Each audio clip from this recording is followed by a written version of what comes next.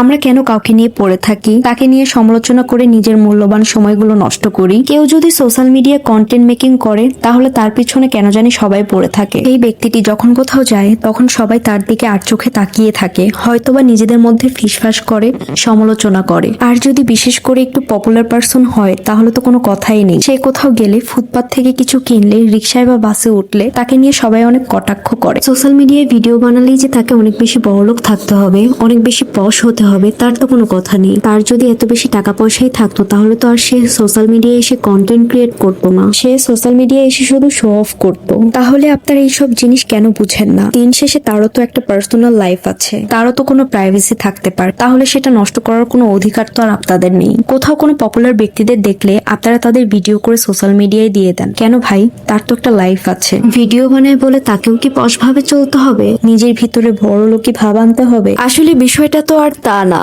সে নিজের ইচ্ছে মতো জীবন কাটাবে, তার ইচ্ছে মতো সে চলবে, তারও তো একটা লাইফ আছে, তাই না? আপনারা কেন বুঝেন না? সে কন্টেন্ট ক্রিয়েটর, কোনো সুপার হিউম্যান তো আর না। তাই অন্যকে ছোট না করে নিজের ভেতরের মানুষটাকে বড় করুন।